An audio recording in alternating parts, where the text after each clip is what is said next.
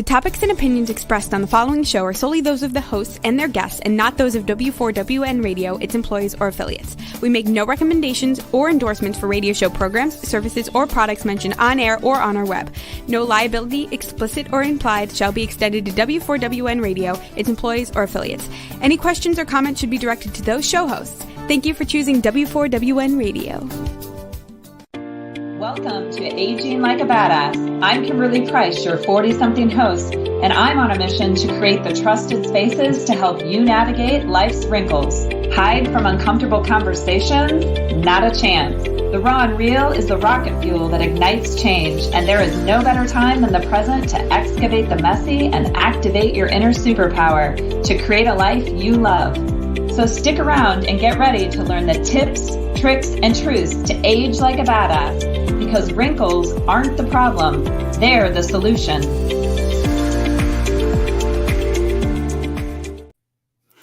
Welcome back to Aging Like a Badass. I'm your host, Kimberly Price, and today I have a very special guest in the house. Her name is Danielle. Okay, so I'm going to mess up your name, girl, so when you come in here, you get to correct me, because I've tried this over and over and over. Barthelmess. Danielle is 52 years old, and she is a cancer thriver. She is a mother of 3.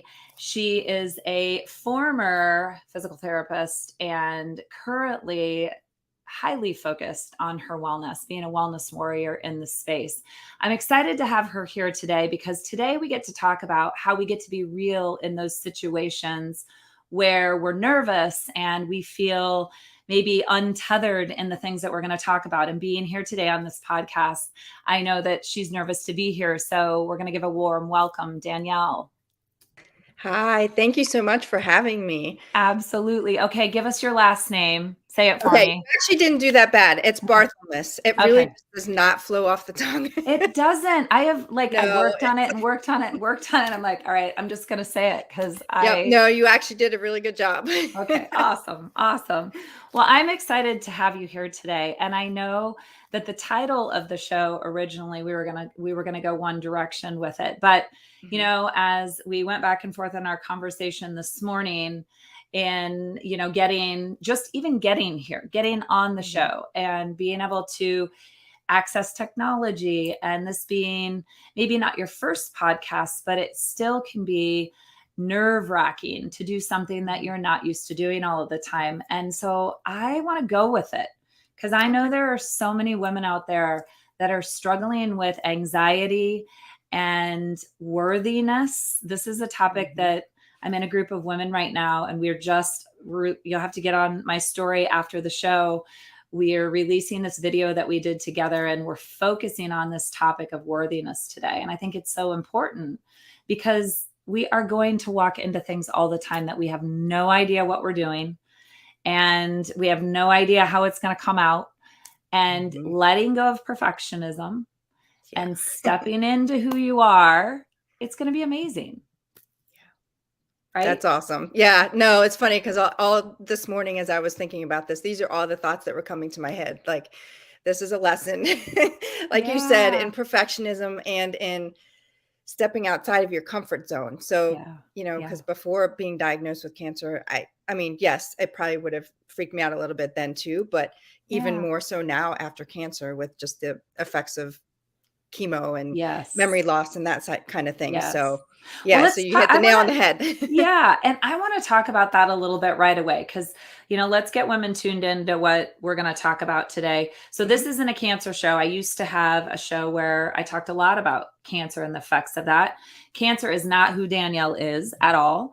She had a diagnosis and now she is living as a thriver, doing lots of amazing things in her life.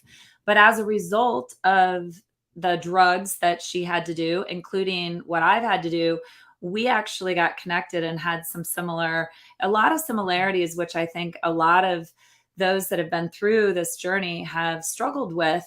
And that is, what are some of those long-term survivor type things that you deal with? And then how does that impact, like today, the anxiety that you had before coming in? And one of the things that you said to me that I want to address first is this. Oh, I mean, I would love to use all kinds of swear words because because it's a shit show up there in my head most of the time. Right.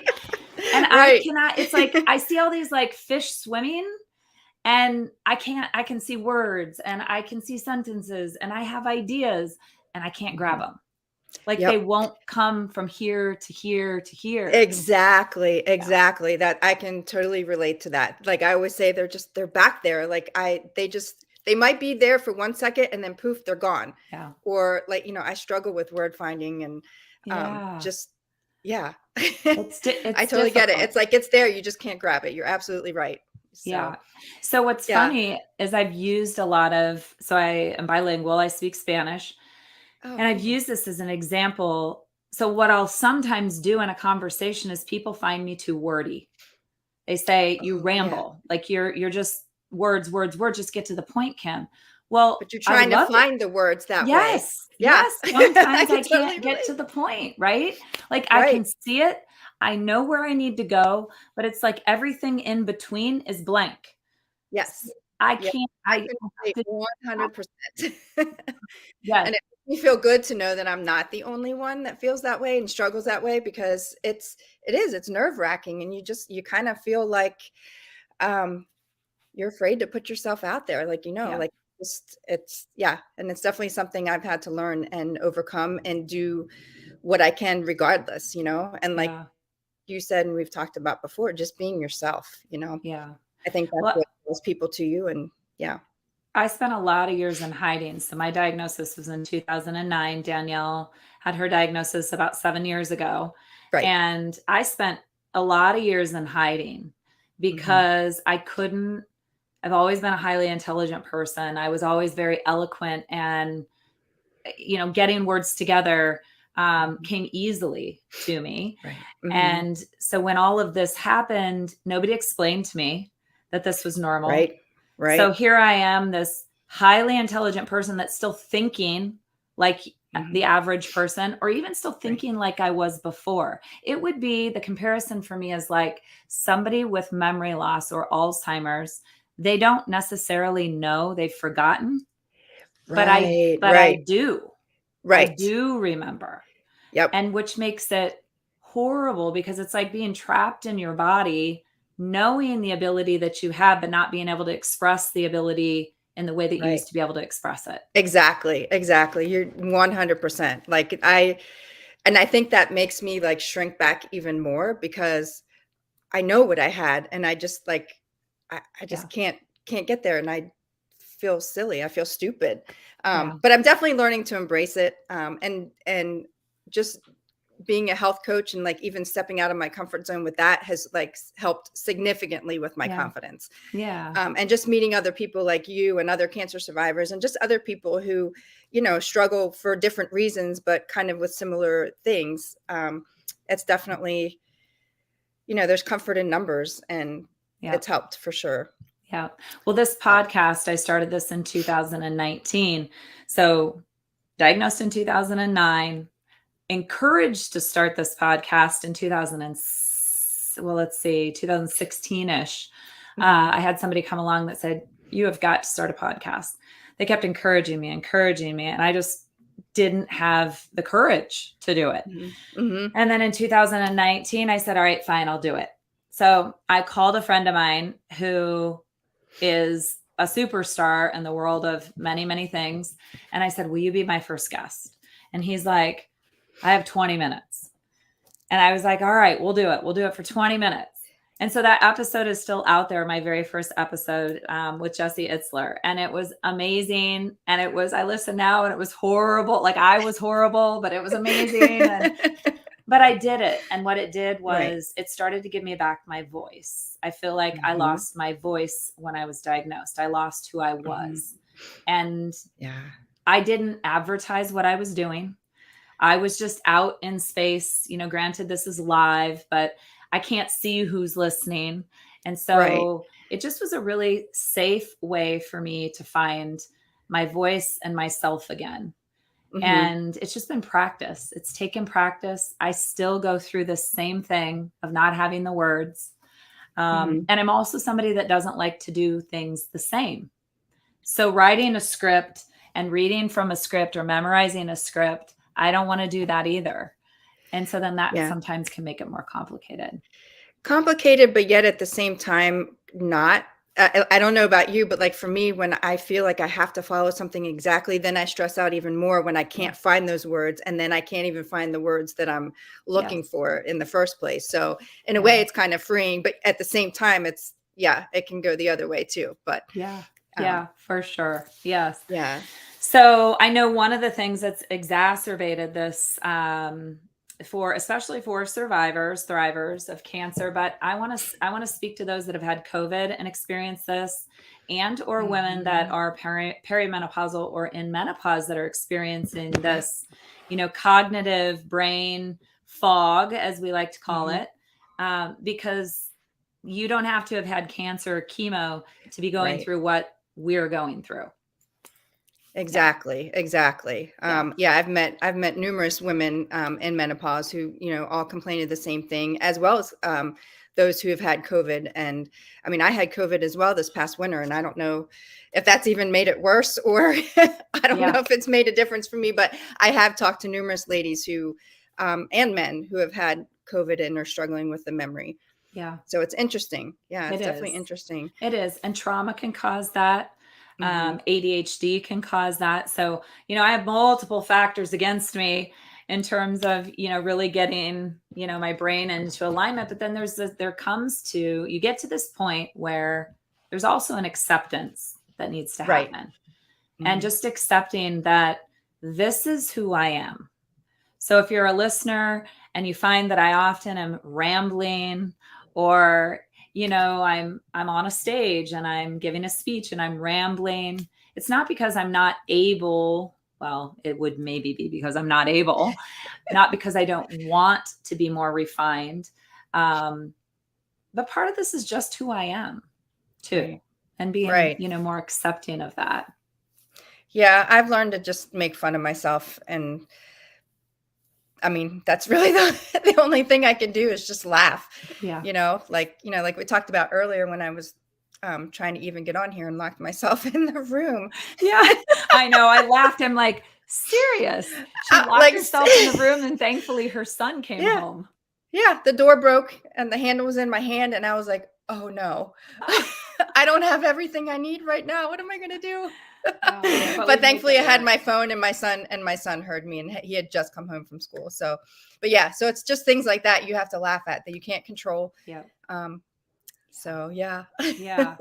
Well, I know one of the things recently, and I've done a lot of fasting over the years, just because of my diagnosis and knowing the healing, there's a lot of healing aspects to fasting, whether you have an autoimmune disease, you don't have anything. We look at one of the biggest anti-factors in aging, if you're looking for an anti-aging remedy, is fasting.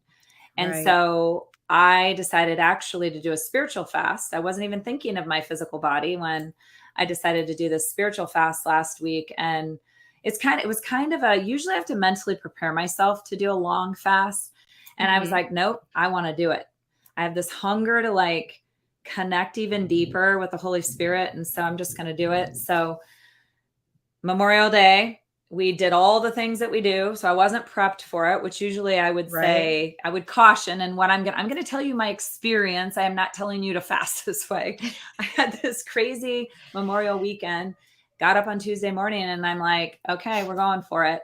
So first couple of days of a fast, I have a continuous glucose monitor that I advocated for myself personally. I'm not a pre-diabetic. I'm not diabetic, but I wanted to monitor blood sugar because it is a diagnostic tool that is amazing in so many ways. And so I, every so often, will wear it for 2 or 3 months at a time. And I keep track of, the patterns and that my body is doing. So I put that on, started regulating everything. Well, long story short, I went 84 hours water fast. I did an 84-hour water fast.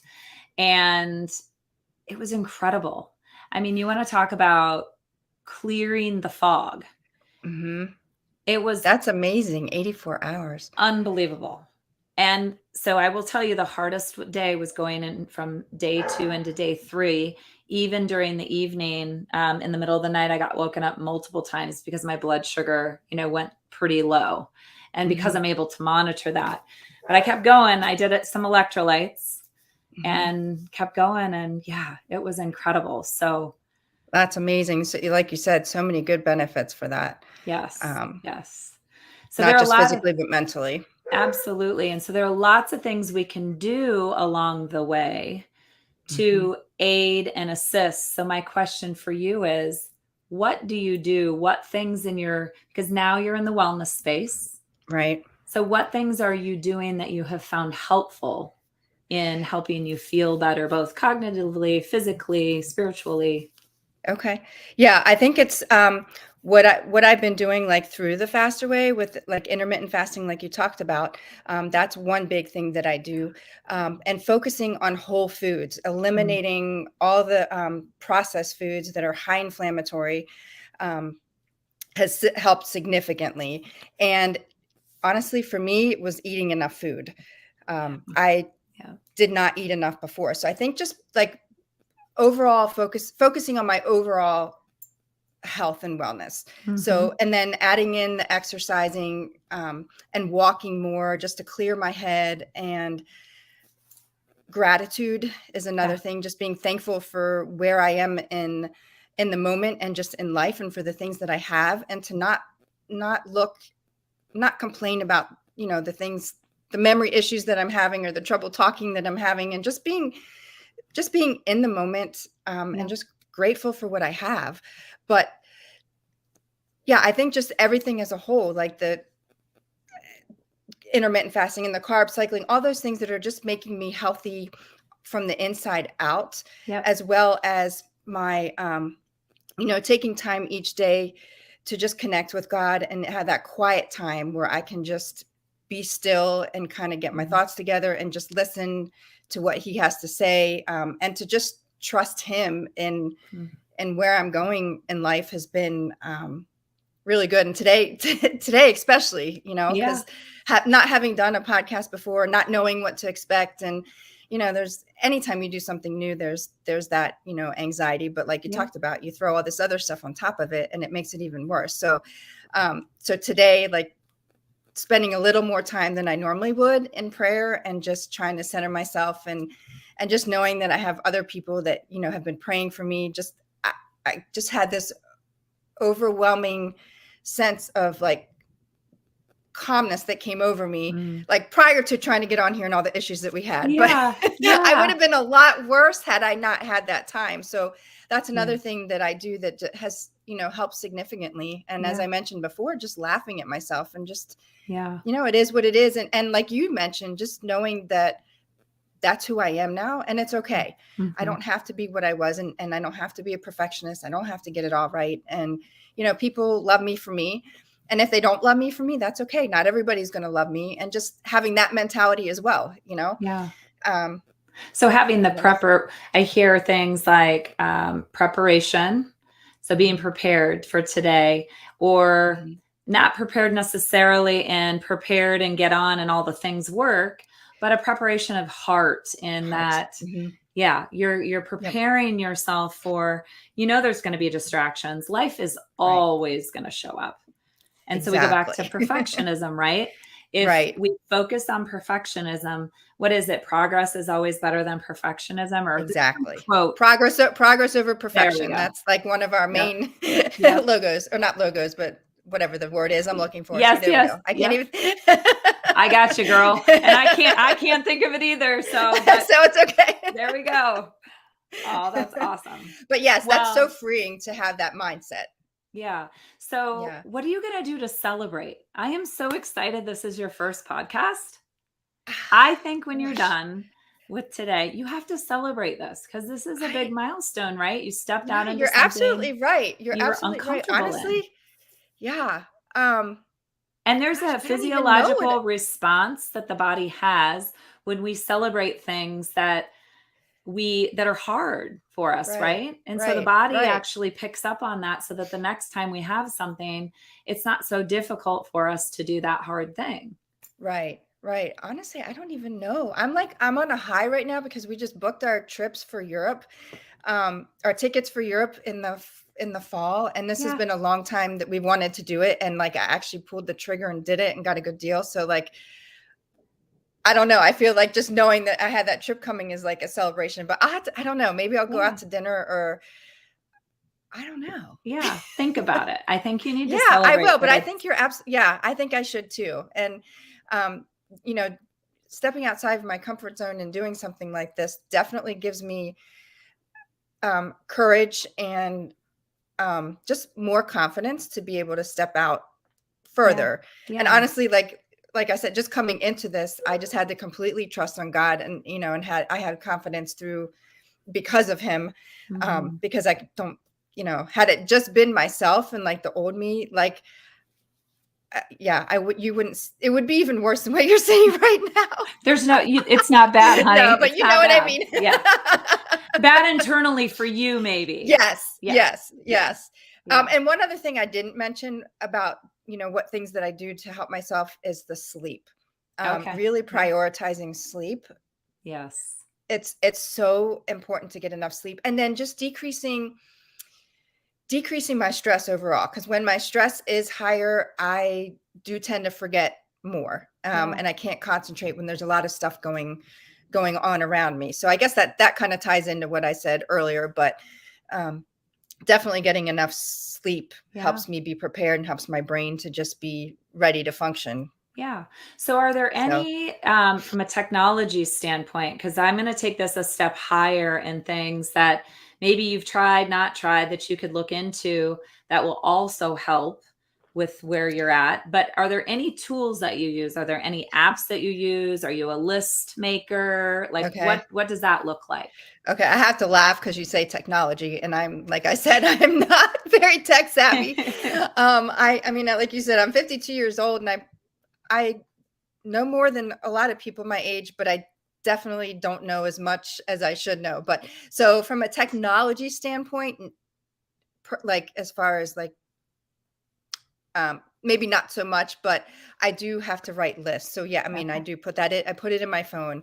If it's not in my phone, or honestly, my brain now, the way it works after chemo, like I always say, I feel like I have a brain injury. Like I can't, it's hard for me even to look at it on my phone. Yes. Same. Number one, like to find where I put it. I know I put it in there, but it's so hard for me to get organized. And I was such an organized person before. Yeah. So like you were saying with the ADHD, I feel like I have that. And maybe I do because of the chemo, so I struggle that way, but I honestly paper and pencil calendar. And if it's not on that book, it's not happening. So my life. So that's really my biggest thing. Yeah. So my best friend is a pack of sticky notes, and everybody laughs at me because literally I have sticky notes everywhere all the time. So I'll make a list, and then my brain doesn't remember it, which bothers me. And I don't like just looking, like it's not satisfying to me to just get it down on a piece of paper. So then I'll usually write another one. And then I'll usually write another one, and I'm adding and I'm taking things off, and I've got a million different, but that my brain remembers. And then the other thing I have, and I'm not kidding when I tell you I have a million, and I'm going to show you because I have one thing next to me. I mean, I have a million journals. I mean, I do too. A million journals, and I write different things in every journal, and I don't finish a journal and put it away. Yep. That's so funny. Yeah. I'm the same exact way. But the problem is when you have so many of them, and it's not organized what I put where, it's just what happens to be near me at the time. Then I'm like, oh, I know I put it down somewhere. I know it's written, but where did I put it? And then I'm like struggling to find it. So yeah. So that's why I keep, and then sometimes I have to use different colors. Like if I use different colors of pen, then I'll remember what notebook I put it in. And then I always that's something I need to do. Yeah. And then I keep all my notebooks in one place. So I don't set them everywhere. I keep all of them in one place, even though there's like, I'm not kidding. Right now I have 5 different notebooks going for real. And there's different stuff. And there's no like, oh yes, this is my podcast notebook. And oh, this is my personal one. And no, like everything's everywhere. And if I find a new one that I like, I get excited about it and I'll start a new one. So I tell my people, my family are my people, anything ever happens to me and you want to understand my brain and you want all of like the golden nuggets of my life, read my notebooks, spend time in my notebooks, because my whole head and heart are in my notebooks. Mhm. Yep. I can totally relate. I was such a visual, I had a photographic memory prior to chemo. And I mean, I literally could tell you what was written on what page, what was above it, what was below it, like where you could find, Yeah. and it's definitely not there anymore. So like that makes it even harder for me to find it in my notebooks, but I know that they're there. I just have to Yeah. search for it. So I probably Yeah. waste more time than I should. Yeah. So I want to chat just a little bit, for those that struggle, like again, in menopause, or, if you've had a COVID diagnosis and there's some, brain fog. So there's always the way of going the medical route for things, medications and different things that can help aid in cognitive function. But there's a lot of hacks, if you want to call them hacks, out there, different things to try. And the thing when we look at, we know this with bodies, everybody is unique in and of itself. So the function of that body and what works for one isn't going to work for the other. So, if you're listening in on this, or you're, on another podcast, or you're reading a book, you have to understand that a formula is only a roadmap that you get to explore. It's like being out on a hike and taking off, sometimes on different paths, and you're going to see different things. Every formula you have, you get to find the equation for your body. So I always tell people, try a lot of things. Give each thing a little bit of time so that you know whether or not it's working for you. And maybe you need to try it in combination with another. But the thing about it, holistic medicine, is that there is no one prescribed thing. It's usually figuring out what works for you. So I will share a few of the things that I've tried. Let me know if you've tried any of these things. So from a basic level, we talk about nutrition, super important. Lots of things we can get out of our diet that, whether you've had a brain injury or you're, struggling with something, these are things that, any kinds of dyes we know affect cognitive function. So red dyes, blue dyes. So when you think of candy, eating candy, lots of dyes in candies, lots of dyes in cakes and different things. So you'll want to start label reading and knowing what ingredients are in things, and then knowing the impact of those ingredients in the body and how they affect you. So colorings, artificial, flavorings, sugar. Sugar's a big one. That's a big one. Huge. Yeah. So it's kind of a double-edged sword. So for somebody that has, I'm going to say similar to mine, where I grew up very ADHD, then I had chemo, I've had COVID, I'm perimenopausal. I've got the perfect storm going. At times I can actually crave a considerable amount of sugar. And the reason for that is because it causes a chemical cascade that my brain craves in order to function. But I might get that for a few minutes, and the crash is pretty significant with it. So recognizing that. Right. And then even when I would add to that, like when you're craving sweet things like that, like, choose a healthier option, like your fruit, and then pair it with a carb, or pair it with pair it with a protein, so that your sugar crash isn't as significant. So you're getting the sugar, but then the crash isn't, as significant. So this is an interesting consideration. So fruit is your friend. So we've gone through these different eras of no fat, low fat, even to the point where I had a significant period of time where I believed that fruit was something I had to stay away from, because cancer thrives on sugar. And even if it's a natural sugar, it's utilizing that to grow. Right.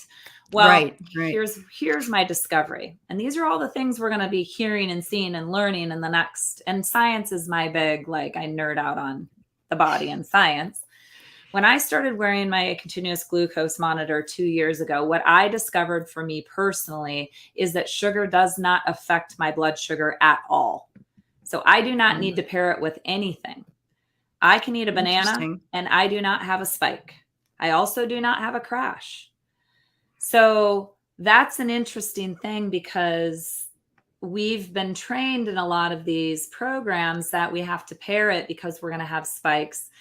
That is true in a majority of people because they are insulin resistant. Right. That's why that's important. Exactly. Yes, exactly. And unfortunately, in this day and age, there are so many people that are insulin resistant because they've been eating all this processed food and and all the candies and all those kinds of things that are creating that issue. Yeah, that's why I think, so one of the tools that I've used is a continuous glucose monitor. And that's not something, it's accessible to everyone in terms of being accessible, but it is financially not accessible yet to everyone. So if you're not a diabetic or a pre-diabetic, insurance will not pay for it. And the cost as of today it's not crazy. Like, it's not thousands of dollars, but it's expensive. Now, I look for Apple or someone in the next, I'm going to say 5 years or so, we're all going to be monitoring our blood sugar at some point, because I do believe it is a key to the future in helping determine how exercise impacts our body, how stress impacts our body, how when I had COVID and I was wearing my continuous glucose monitor, wow, wild what my glucose did. Wild. Really? Absolutely unreal. In fact, so wild. And I'd been monitoring it so consistently for so long that I called the manufacturer. I called a couple of big research studies for COVID. And I said, are you monitoring or doing any kind of studies outside? Because they're doing very extensive studies with diabetics, but nobody's doing the same studies having people that are not pre-diabetic or diabetic wear continuous glucose monitors while having COVID. And I said, there is something really significant there you have to look at. And they weren't doing it at that time. I don't know if now there have been studies that have picked up, but it was crazy information. That's really interesting. Yeah, I hadn't heard anything like that before. Yeah.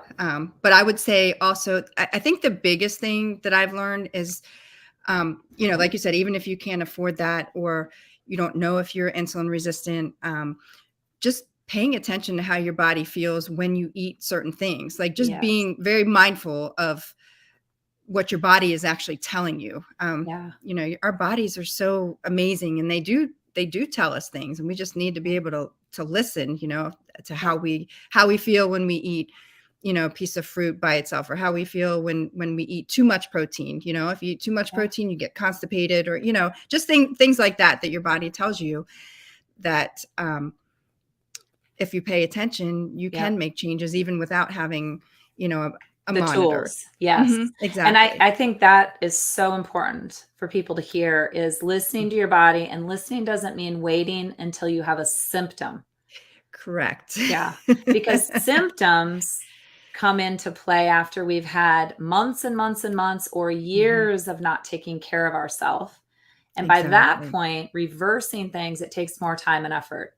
Exactly. Exactly. So and then you need a little more help. Yes. So when you talk about mindfulness, let's talk about that for a minute, because it's something that doesn't cost us anything, but it costs us awareness. We have to be aware and awake and pay attention. Right. So when you talk about mindfulness and listening to your body, if I'm somebody that's never heard that before, what does that mean?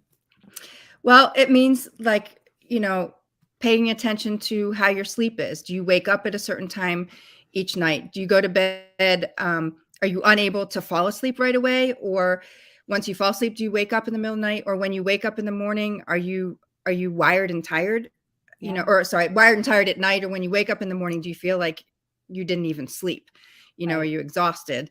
And like I mentioned, being constipated, or the opposite, or paying attention to how hungry you are at certain times of the day. Like if you go to bed and you've eaten, something right before you go to bed, do you wake up hungrier or, like starved? Because, that happens to me. If I go or eat too late, then I wake up starved. Like paying attention to things like that, headaches, whether you get headaches or not, or stomach pains. Yeah. If you're Tired a certain bloated. time of the day. Exactly. Yeah. The afternoon crash, Yeah. Bloating, those kinds of things. Yeah. So those are really good things. And knowing, keeping a log, which as you're coaching people, yes, I'm guessing that you have them start to keep a track, like tracking, because we don't know our patterns. We don't recognize how we're feeling until we become aware of what's the pattern. Exactly. Yeah. That's something that I always say. I'm always a day late. It takes me a while to like catch on, like, oh yeah, I have been feeling like that. And then I put things together. Yeah. But it takes a little bit more to wake me up. Although maybe not so much now. I do pay much more attention than I did previously, especially previous to cancer. Yeah. I think I had a lot of symptoms before and I just didn't know, because I was estrogen dominant. And I think had I paid a little bit more attention, maybe I would have. Well, I don't know. I was the one that found it as well, and that was because I was paying attention, just looking at my body. And it's not like I found a lump or anything. I just had like the one breast looked different than the other. It had an indentation, like in a line. So, yeah. I think that awareness is also important because it keeps. We do so many things unconsciously nowadays. Mm-hmm. We get busy and we have a lot of distractions and we're kind of surfing through life. It's the getting in your car, going to a location, and then not being able to remember how we got to the location. Like we saw nothing along the way. I was just at home and now I'm 5 miles down the road and whoa, that's wild, right? But that's how we go through life. So even the consciousness of you sit down at a meal and you've got everything on your plate. And do you think about chewing? Yep. Paying attention to what the food tastes like, to the texture, all those things actually help you feel more satisfied and help you not overeat. It's definitely and not watching TV or even not reading a book or scrolling the internet on your, on your laptop or whatever, just paying attention to what you're eating and just being in the moment. Super important. Yeah. Not standing up, walking around, not getting in your car and eating in your car. These are all little, like really important, good tips because you're right. It's not always about the tools that we have, although those tools are there too. These are the little consistent things you can do daily that make a significant difference. I think that, being healthy, I feel like is so simple, but yet we make it so hard, and any, if you can make money off of like this pill, that pill, this, people like want that thing. I'm like, quick fix. The quick fix, but like, it doesn't have to be that hard. There are things that everybody can walk. You don't have to go to a gym. Walking is a great way to de-stress, especially when you're walking out in nature. You got that aspect of gratitude too, just for the beauty that you're seeing around you. And, there's so many things, drinking water, like it doesn't have to be that hard, and if you don't have to do the all or nothing either. Just pick something and start with it. Don't get overwhelmed. Just start where you are and don't try and find all these things that you have to get together first before you can get to the next thing. No, just start, because then you'll be further ahead, the next day or the next month, the next year. I love that advice because I can be an all or nothing. I was just saying this yesterday to a friend that if I can't go out and walk for an hour, instead of going out and walking 10 minutes and then maybe doing 10 minutes later in the day and another 10 minutes another time, I don't walk at all, which is crazy. Exactly. And you're not the only one. I have so many clients that have that all or nothing mindset. And it's so hard to help make people see that, you don't have to do it all at once. Just start with the one thing that you can do and go from there and add to it. But everybody wants that quick fix. Like you said, they want to lose fat and get in shape like that. And yet it's taken us how long to get to that point in the first place? So why do we expect that it's going to change just, in a week, and we get unhappy when it doesn't change? Like you've got to put the time into it, and it's not hard. It's not hard, like physically. They're easy things to do, but it mentally is the hard part. That was my and it's a tagline journey. for when, I was working a lot in the wellness space. My tagline was living healthy doesn't have to be hard. Right. And Yeah, it's so true. it It's so is true. so true. It is so true. Yes. Yeah. Oh, so many things. We talk about sleep. You talked about that. Very important. Getting, Mhm. going to bed at similar time every evening, having a wind down routine, getting up in the morning at a similar time if you can. Mhm. Yep. Hydrating the body is something that you Super can important. do. Yes, that doesn't cost you anything. No. And Um, we talk, so many of us tend to, like, I'm guilty of it, not yeah, drinking enough. Like, all my same. life I've been that way. My Yeah. mom's the same way. I don't know. I don't Yeah. know if it's a learned thing or what, but I'm much better at it now, but I still struggle to get my water in. Yeah. Yeah.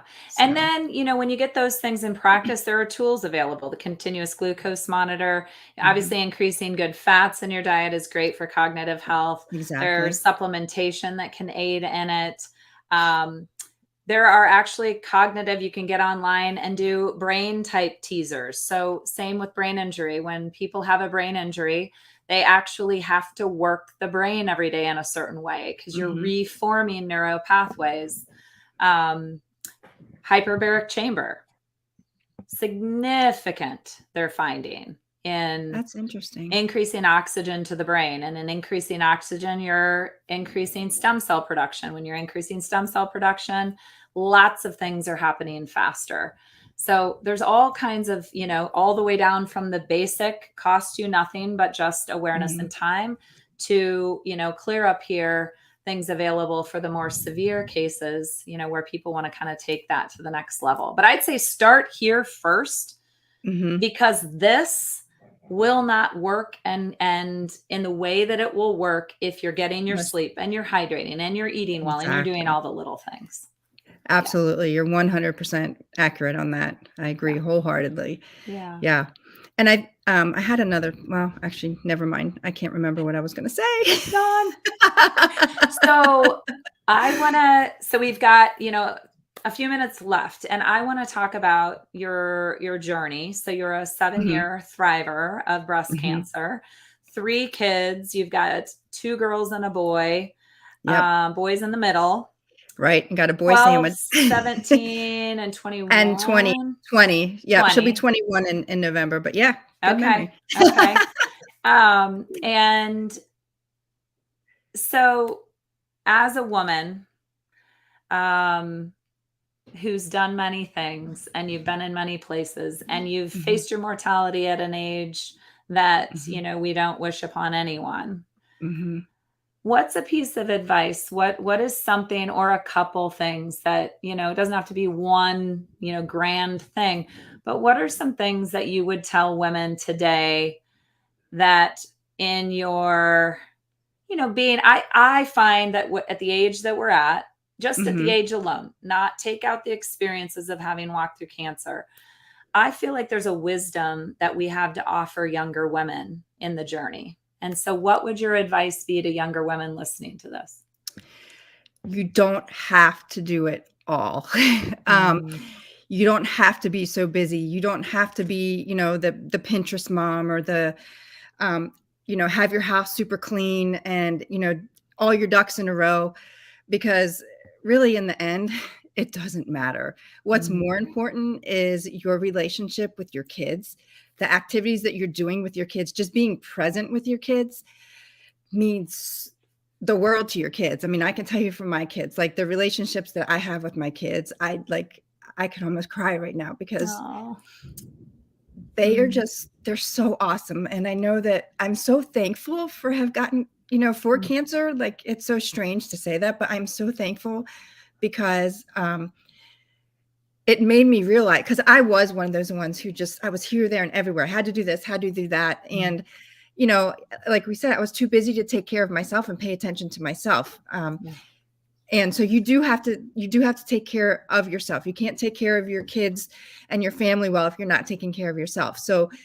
Um, so yeah, and I just backtracked, but going back to what I was saying, just having had that time to be present with my kids and spending the time with them just really created this bond between them and I, and between the three of them together. And I'm sorry, it keeps getting darker in here because there's It's a storm outside. It's okay. So my I can lighting's see on, you. so, okay. But it,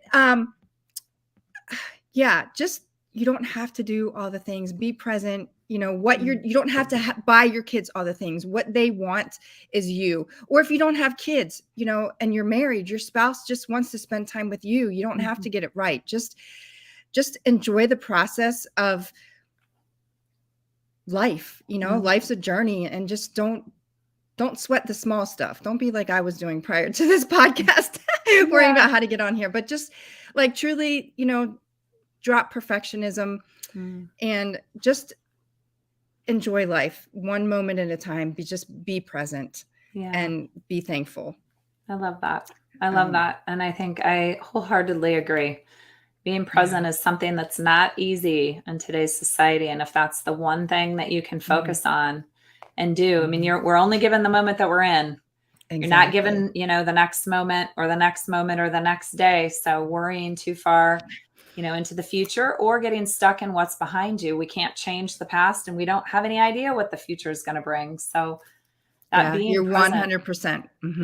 Yeah. That being present is important for sure. Yeah. Oh, well, you are doing all the things. Do you want to share?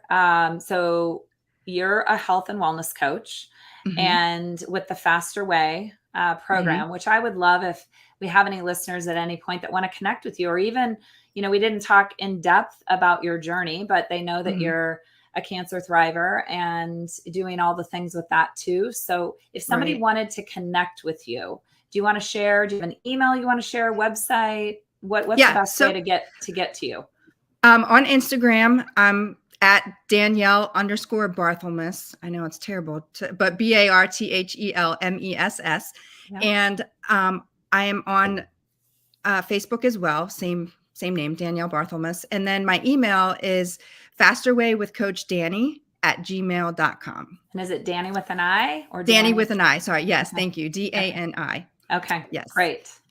Yeah. Well, I love that. I know, you know, you never know where this will go or who's going to listen or who will feel connected to your story or the things that we've talked about. So always like to have a way that people can reach out if they're, you know, wanting to reach out. So yeah.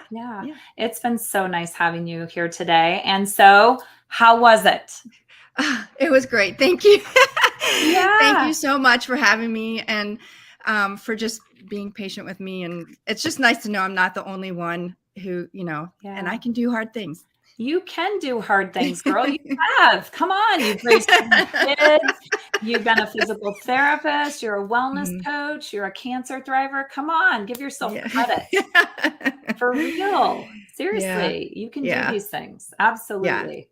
Yeah. And we all need to drop the comparison and judgment. Oh my goodness. Yes. And that's definitely something that I'm learning. Yeah. So, and I'm much better than I was. We're all learning it. You aren't the only one learning it. We need to collectively agree we're going to drop the comparison and judgment, because it does put people in a position to believe that they have to do it all and be it all, or they're nothing. Yeah. And if you if I simply had you sit down and write down all of the things you've done, you would be sitting there for hours and hours and hours writing the things that you've done. So yeah. Well, thank you so much. Yeah. Thank you. I appreciate it. And I want you to think about what you're going to celebrate. So when we get off here today, we're going to celebrate that this was your first podcast, and I'm excited for you. So thank you so much. I really appreciate it. It's been definitely a great experience. So absolutely. All right. So I want to thank the listeners for being here today. Also, you can join us every Thursday live here on Aging Like a Badass at 1 p.m. Eastern Time. Have a great week, everybody. This is Kimberly Price, your 40-something host of Aging Like a Badass. See you every Thursday at 1 p.m. Eastern Time on W4WN Radio, as we come together to break the rules, ignore the critics, and age like a badass.